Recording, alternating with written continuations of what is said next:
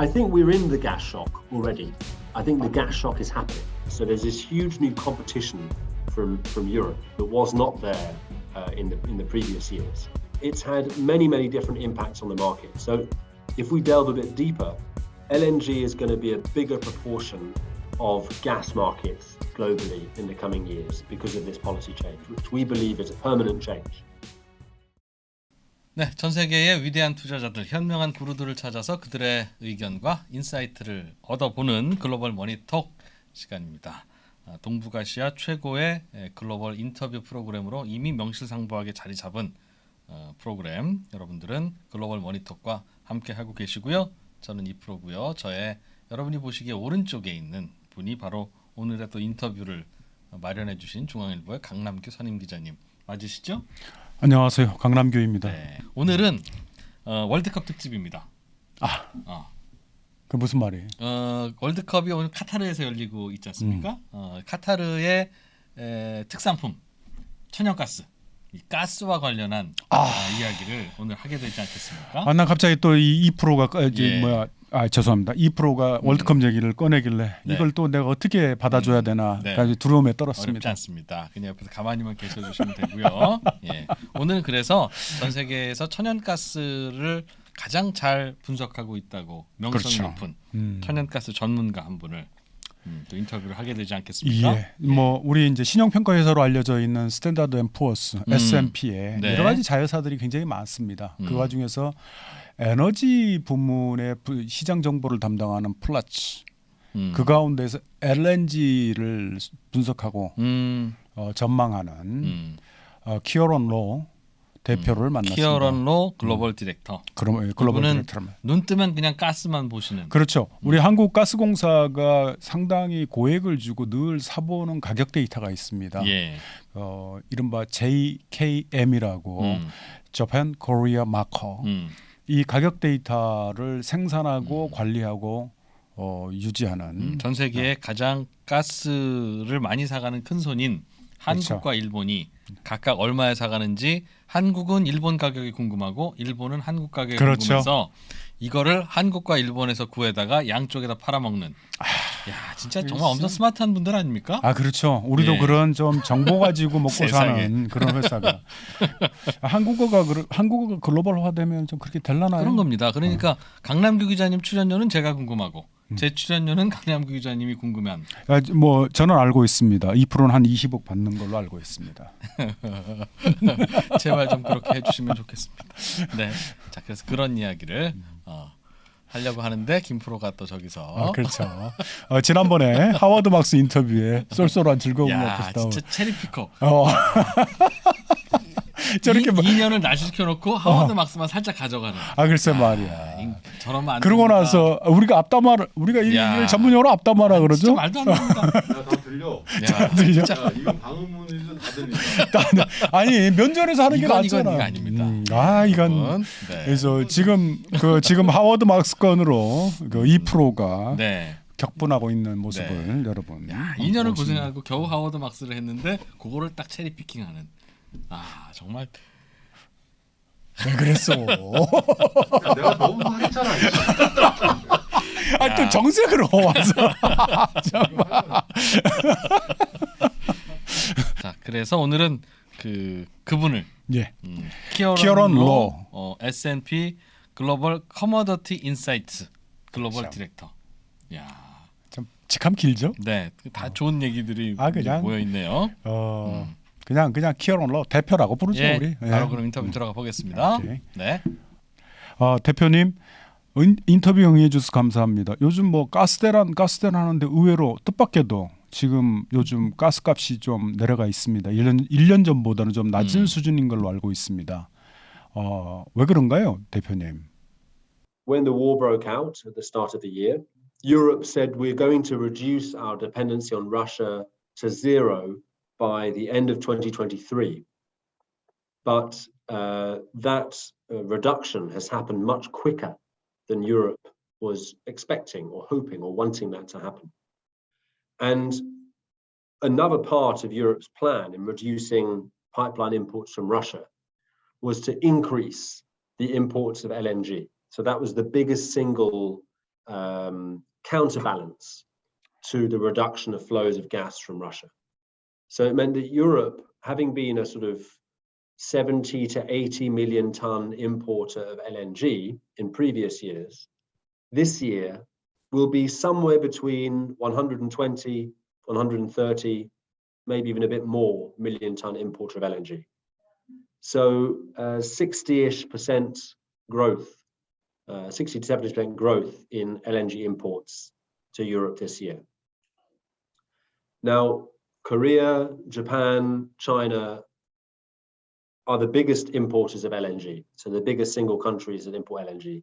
Japan is the largest at the moment, then China, then Korea. But all three are very, very important importers between, let's say, 45 and 80 million tons a year of imports, something like this. And Europe suddenly becoming a much bigger part of the market. It's gone from about a fifth of the market, about 20% of the market, to about 1/3 of the market of LNG within 1 year, obviously has a very, very big effect on the availability of LNG for those very big North Asian economies. And that competition has meant that prices of LNG have been much higher this year than they have been on record. So the LNG prices are likely to average at least twice, maybe more, the highest other annual price average. Now, that's just setting the scene a little bit. So there's this huge new competition from Europe that was not there in the previous years. And it's had many, many different impacts on the market. So if we delve a bit deeper, LNG is going to be a bigger proportion of gas markets globally in the coming years because of this policy change, which we believe is a permanent change. We believe that that foundational part of the gas market is gone. And other than a very small remaining flow, it has gone for good. So what does that mean? It has an impact on every market, actually, because, gas is a competing fuel with coal. It's a competing fuel with renewables, with nuclear, with oil to a small extent in certain countries. It's competing as a transport fuel with oils in many different countries. It obviously has impacts on things like LPG as well, which can be used to spike LNG. So it has really an impact, a ripple effect across commodity markets. And for me, this year, 2022, has been the year when gas and LNG have become the biggest geopolitical commodity, bigger even than oil. Whereas historically, it's always been oil that has been the largest sort of geopolitically fought-over commodity. I just wanted to do a comparison, year-on-year comparison of prices. So looking at this time in October 2021 and this time today, October 2022. LNG prices in Asia now are about 25% lower than they were this time last year. Coal prices, depending on where you measure, but coal prices, thermal coal prices, 66% higher year on year. Oil prices, 5% higher year on year. European gas prices, 30% higher year on year. So you're right, LNG at the moment, LNG prices are actually lower than they were this time last year. And that really just tells you that this crisis has been going on at least 1 year. Often people think of it as the Ukraine war as being the start, but actually this began before the war. The systematic constraint on European gas storage levels began in 2021, midway through 2021. And it's really from then that you can trace the roots of this demand crisis that we have in gas markets. 뭐 지금 말씀 중에서 흥미로운 사실은 유럽이 생각하는 것보다도 러시아산 그 가스 수입이 가스 수입이 유럽이 애초에 예상했던 것보다 더 빠르게 급격하게 줄어들어서 유럽이 이제 전 세계 특히 미국산 가스 수입을 마구 땡겨다 쓰는 바람에 지금 그런 일이 발생했다라고 얘기를 합니다. 그렇군요. 예. 예. 그렇다면 대표님, 올해 8월부터 천연가스 가격이 급등한 것도 말씀해주신 여름철 비수기임에도 불구하고 유럽의 수요 때문이다 이렇게 보면 되겠습니까? The storage levels, typically there's an injection period where storage levels are filled, and that's typically done when the prices are lower. So it's a sort of during the summer period, you'd fill storage. And storage in Europe in 2021 did not fill as it had been filling in previous years. So it actually remained low or lower than the 5-year average, really throughout the year in the injection period. And it meant that come the start of winter, which in the gas world is October 1st, storage levels were only around 70% in Europe. And compare that to this year, where storage is close to 90% filled. That's very, very low. And if you start winter only at around 70%, and storage is typically removed or used in the winter period, it puts a lot of stress on the market. And that lack of storage last year was what effectively began the price rally that we saw in the gas markets. Now, prices this year in gas have moved in an unusual way, in the sense that they have not moved along typical seasonal patterns. And the reason for that is Europe made it very clear that they wanted to inject into storage and reach a specific storage level target by winter. And that was achieved. So the storage level was reached. But it was achieved at a very great cost, because while this storage build was happening, the supply of gas from Russia was being reduced very drastically, as I mentioned, which meant that there was more competition for only a small amount more tons of LNG on the international market. 그렇다는군요. 네. 대표님, 그렇다면은 이제 글로벌 에너지 시장이 구조적으로 높은 가격 시대에 접어들었다라고 봐도 될까요? 어떨까요? The reason why we're in a structurally higher energy price environment are, sure, the demand shock in terms of where demand is, what the demand is for, where Europe is sourcing its energy from, that has changed because of the war, is a big factor. But on the supply side, there has been a lack of investment relative to future demand for many years, probably 7 or 8 years now, in the hydrocarbon markets. In addition, while there was strong growth in renewables investment, that investment also lagged behind where it needed to be. And so while there was strong growth there wasn't probably sufficient growth. So in every area of energy investment, there has probably been underinvestment relative to need. And so when you look at the forward curves for different, so the expectation of forward price for different commodities, it's higher than it would have been at any time in the last 5 years, 7 years. And so that's why I say that this is likely a structural change. If we focus on the positives there, what does it mean for climate change, for the energy transition? This year, 2022, is the first year ever where CapEx, capital expenditure, will likely be higher for renewables than for oil and gas. So we've seen a growth in CapEx, but the strongest growth and the growth and the dollar value that will be highest will be for renewables, which is extraordinary change and a really positive change in terms of the emissions profile of the world in the years to come. We've also seen a revival of plans to have nuclear generation, whether that's in Korea or Japan, or even parts of Europe that had been moving away from nuclear. And as nuclear is as pretty close to zero carbon source of energy, also a good thing for the climate.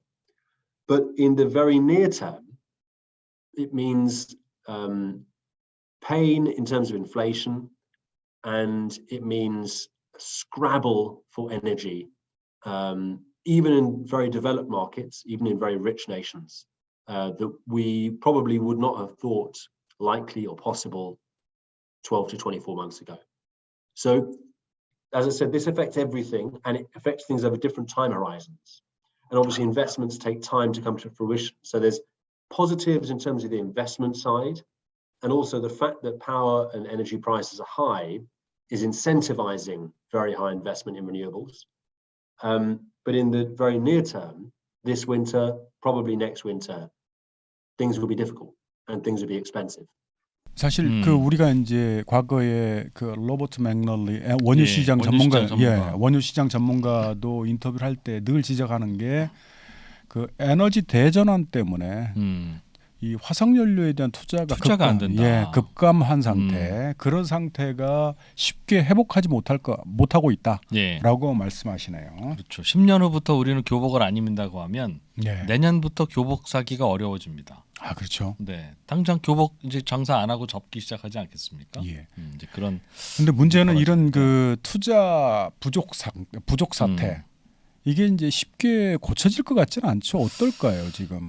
그게 바로 이제 친환경으로 가는 딜레마이기도 하고, 그 사이에 이렇게 에너지가 부족해지면서 고통스러우면 다들 이제 다시 석탄으로 돌아가고, 그나마 그 중에서 친환경이었던 가스도 오히려 덜 쓰게 되고, 그렇죠. 그렇게 되지 않겠나 싶어요. 제가 질문을 하나 드리겠습니다. 원유도 한참 부족하다가 몇 년 전에 미국에서 셰일 오일이 개발되면서 국제 원유 가격이 많이 안정됐는데, 혹시 가스 시장도 미국이 요즘 늘리고 있는 천연가스 수출, 이것 때문에 가스 가격도 안정될 가능성은 혹시 없겠습니까? It's another way, Nam, in which energy markets have changed this year. And the crude oil side has got very different dynamics from natural gas, because actually Russia's exports of crude oil have remained quite robust. But yes, the exports of natural gas have in terms of volume, have dropped through the floor this year. They've really dropped. Whereas the US is likely to see an increase in LNG exports this year. But the real boost for the US in terms of LNG and gas is what will likely happen in the next 5 years. Because it takes, the horizon for building an LNG project is, let's say, 4 to 5 years, something like this. And there are projects in the US now, LNG projects, that frankly were very unlikely to go ahead. If you rewind 18 months, no one was looking at buying US LNG, at the start of 2021 or at the end of 2020. It was very unfashionable. And a lot of projects that had been around for a long time and had been saying, we're going to get these customers interested, and there was nothing actually. But this year and at the end of last year, that completely changed. And that changed for many reasons, but definitely one of them is the higher prices that we've seen in LNG, making people more concerned around supply security, availability of supply. And it meant that more buyers came and entered into long-term agreements with US LNG projects. And those long-term agreements are necessary for banks to be comfortable to lend the amount of credit needed to build LNG facilities, which are very expensive facilities. Liquefaction plants, they can be many billion dollars. So that's why the fortunes of some of the US projects has turned around. It is worth saying that there have only been a limited amount of final investment decisions. So we call FIDs, these FIDs, final investment decisions. These are when the project basically says, we're going to build, it's going ahead, it's full steam. And from memory, I think there's actually only been one new project FID in the US this year, which is a major one, big volume, but only one. And then the other one was an expansion of an existing project. So even though there have been a lot of, there may be 4 other projects that have announced contracts and been talking a lot about, the sales and purchase agreements they've entered. Unless they say we're going ahead, we've got FID, then there's no guarantee the project will come online. So it's almost potential supply rather than actual supply until that FID happens. But I agree overall, Nam, you're right, that the US energy producers are one of the people, the groups of people feeling positive this year because they have signed a lot of deals. 이거 좀 놀라운 얘기인데요. 예. 천연가스, 그러니까 원유 같은 경우는 채굴을 해서 곧바로 이제 그 유조선 탱커에다 집어넣어서 수출하면 되지 않습니까? 네. 그리고 또 뭐 별다른 뭐 압력만 넣어주는 모터로 돌리는 송유원을 통해서 그 부두까지만 보내주면 되거나 아니면은 그 차로 실어 날르거나 그러면 되는데 이 천연가스는 또 그렇지 않다는데요. 그러니까 천연가스는 반드시 그 캐내는 곳에서 수요지로 관이 연결돼 있거나, 그렇죠. 러시아처럼, 예. 아니면 캐내는 곳에서 수요지로 배로 싣고 날라야 되는데 예. 배는 또 캐내는 곳에서 배까지 그 가스를 액화시켜서 보낼 필요도 그렇죠. 있고, 현지에서 또 받으면 그걸 터미널에서 다시 기화시켜야 되는데 그 설비가 없으면 여기 가스 많은데 거기 가져갈 수 있어? 그러면 못 가져간다는 거죠. 사실 이번에 저의 그 무지를 좀 스스로 탓할 수밖에 없을 것 같은데요. 네. 천연가스하고 LNG하고 어떤 차이가 있는지, 물론 네. 뭐 같은 물건, 같은 물질이죠. 예. 같은 물질인데 어떤 차이가 있는지 이번에 처음 알았습니다. 너무 많은 걸 알고 계시면 가끔 그런 건 잘 안 들어가기도 감사합니다. 합니다. 예. 정말 그 2%는 말도 참 이쁘게 해요. 제가 그런 증상을 겪거든요. 워낙 아는 게 많다 보니까 아주 단순한 것들은 그 머릿속에서 제자리를 잘 못 찾고 있는. 그렇습니다. 뭐 어쨌든 액화천연가스죠. 예. 액화천연가스, 그러니까 미국이 한국으로 천연가스 수출하기 위해서는 부두에서 액화 시설이 필요하답니다. 그 시설 투자가 거의 이루어지지 않았다. 그래서 수요처와 공급처를 탄력적으로 이렇게 늘리거나 그렇죠. 줄이기가 어렵다는 얘기겠죠. 그렇죠. 예. 대표님, 그 천연가스 인프라가 그렇게 부족하다라면은 실제로 가스 대란이 현실화되는 걸까요? 어떨까요? I think we're in the gas shock already. I think the gas shock is happening. If you look at our forecast for price averages, right? Actually, the forecast is that this winter the prices will be roughly the same on average as they were last winter for LNG. But the difference probably is that oil prices, a lot of LNG into Korea and Japan is still priced using oil prices, not using LNG. Oil prices have been much higher in Q3 and Q4 than they were in Q3 and Q4 last year. So the overall cost is likely going to rise for LNG invoices for LNG imported into these two nations. So even if LNG prices remain the same, oil prices being higher mean that the overall import price will be higher for Korea and Japan. And it's likely that Korea and Japan will have to import similar amounts of LNG in winter this year as last year. That's not assuming a very cold winter. That's just assuming baseline. So it'll probably be a few percentage below last year, but not more than that. So similar amount. And at the same time, Europe will have to import much more LNG than last year. So in that environment, and with supply only increasing a small amount relative to last year, maybe 5-10% around there, it means that there are risks of prices increasing rapidly.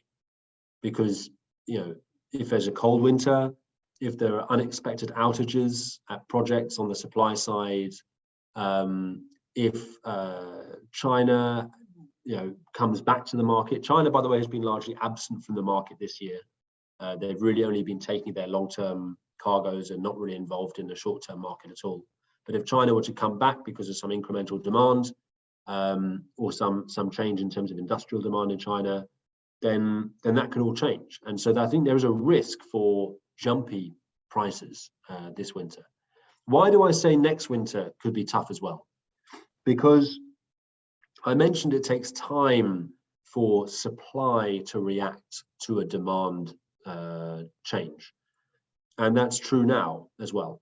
So let's say the first signals of very big change in demand happened a year ago, right? Let's say Q4 2021 was the first time there was a signal of something's coming, it's going to be a big shock. That means that really until 2024, at the earliest, supply can't react. And I mentioned there's been underinvestment for several years. That's true of LNG as it is for any other hydrocarbon. And so 2023, there won't be that much incremental supply. So either demand has to be destroyed or kept low, or we're going to be in for another very painful year. Of course, there has been a supply reaction in areas that can react quicker. So renewables generation in Europe, for instance, is at a record.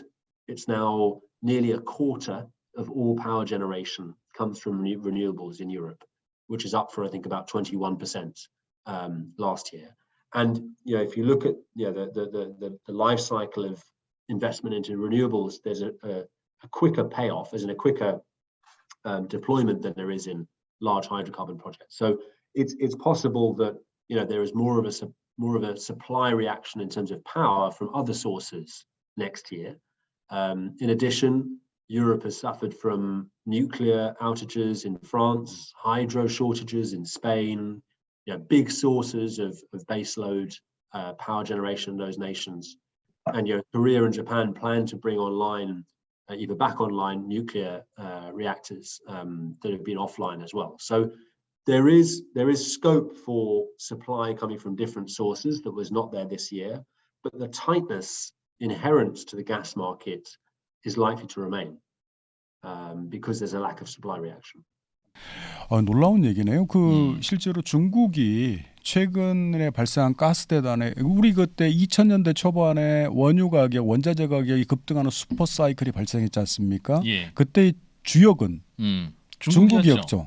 그런데 이번에 올 8월에 급등한 천연가스 가격 급등에는 중국이 참전하지 않았는데도. 그러니까 유럽이 급해져서 열심히 구하고 다닌 건데, 그렇죠. 그때 마침 중국이 코로나 봉쇄 때문에 이 에너지 수요가 줄어들었던 게 어찌 보면 천만다행인데. 그런데 중국도 이제 슬슬 코로나로부터 봉쇄를 풀고 산업 생산을 늘리기 시작하면 이건 중국도 수요가 늘고 유럽도 수요가 늘고 시장이 감당할 수 있을지 두렵다. 그래서 중국이 참전할 경우 중국이 시장에 뛰어들어서 이제 본격적으로 흡수하기 시작하면은 그 상황이 꼬일 수 있다는 거고, 결국은 이건 또 우리나라로 들어오는 LNG 가격에도 영향을 주겠죠. 그렇죠. 직격탄이죠. 그렇게 되면 쉽지 않은 일일 것 같긴 한데. 다행히 요즘 그래도 유럽은 날씨가 생각보다는 춥지 않고, 그래서 그나마 이제 난방 수요가 약간은 좀 줄어서 다행인 것 같기는 합니다. 그런데 올겨울 어떻게 될지는 좀 지켜봐야 될 거고요. 어떻습니까? 올 겨울이 또 유달리 추울 거라는 예보도 함께 있어서 아마 가스 시장 연구하시는 분이라면 날씨에도 꽤 민감하실 것 같은데 올해 겨울 날씨는 어떻게 전망하십니까? It's definitely possible that if we have a cold winter, prices will be higher than they are today because the market is tight, supply is short. There have been a couple of unexpected outages at LNG production facilities. Very specific to Korea, there is a major facility in the US, Freeport LNG, that has been down for 4 months already and is not expected to return to full capacity for a while. And one Korean company has a big offtake agreement from that facility. So I don't disagree with the theory at all that we could have jumpy prices over the winter based on where weather is. In terms of Korea's specific situation, from what I understand, the stock level of LNG in Korea, or of gas in Korea, is actually not that low. So it's higher than previous years. It's probably about 10 to 15% of annual consumption in stock. It's actually considerably higher than the stock level in Japan. So Japan actually only has around 5%, if that, less than 5% actually of annual consumption. So in that sense, the major utilities, but also Japan's stock level is higher than it has been on average at the same time in the year previously. So both Korea and Japan, and the major end users in Korea and Japan, have been very noticeably also going to the market and trying to procure cargoes in anticipation of winter. So trying to make sure that they're covered. And so there's clearly been an effort there in order to ensure security of supply. So in that sense, there's been good planning ahead for this winter.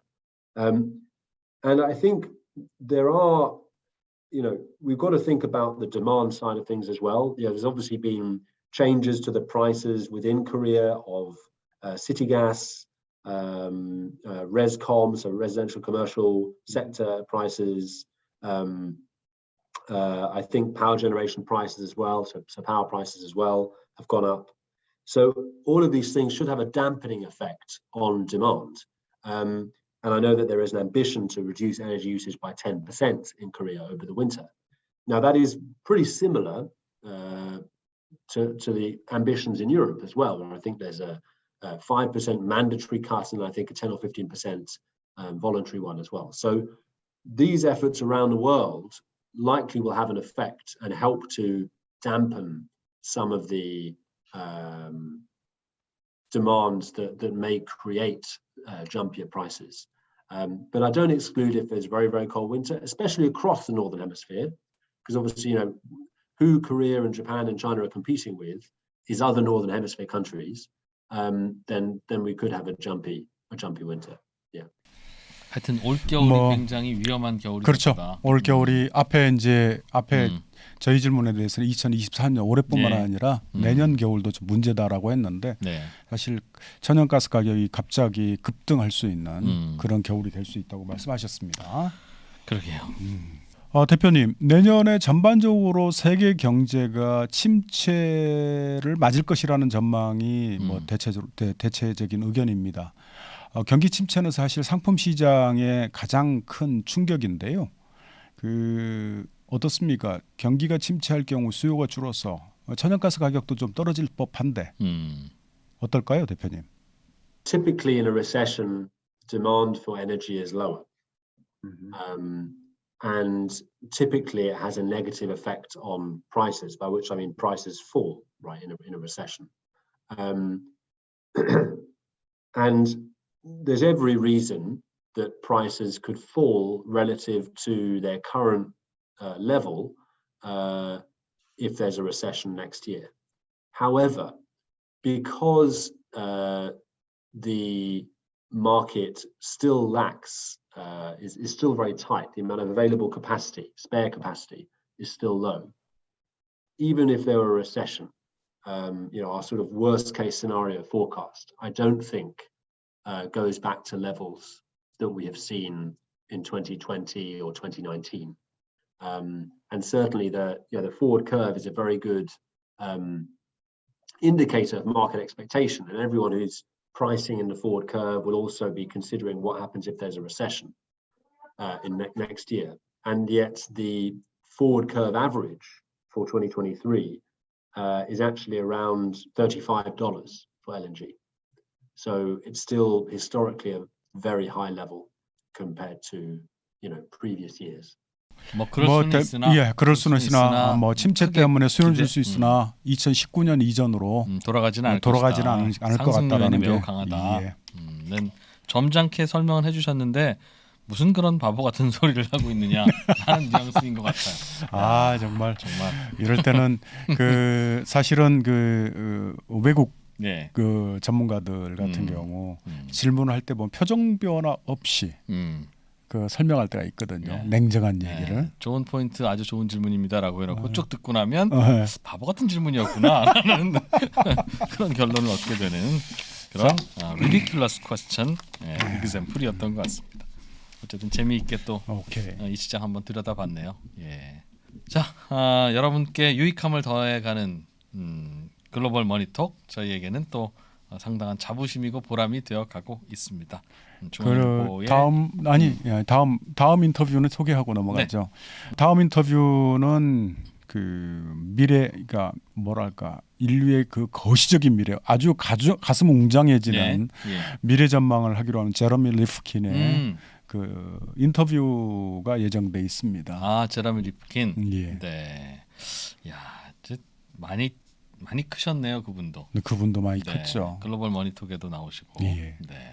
사실 그 제가 경제학 측면에서, 경제적인 측면에서 이 구체적인 사안을 요모조모 뜯어보는 그런 질문에 능한데 그런 웅장한 스토리를 어떻게 인터뷰를 이끌어가야 될지 사실 내심 걱정하고 있습니다. 기대가 됩니다. 이번 노동의 종말. 예. 로 처음에 유명해주신 그렇죠. 분이죠? 제3의 산업혁명 이런 책으로도 유명하죠. 미래 전망의 전공이신 분인데 예. 또 뭐 유익한 인터뷰가 될 것 같습니다. 뭐 예외 없이 유익하지 않습니까? 글로벌 그렇죠. 머니톡. 참, 그럴 수 있을까? 이 글로벌 머니톡이 좀 오래 가도록 하기 위해서 여러분이 협조해 주셔야 할 게 두 가지가 있습니다. 숙제 2개가 앞에 나가고 있죠. 달라진 중국, 달라진 중국.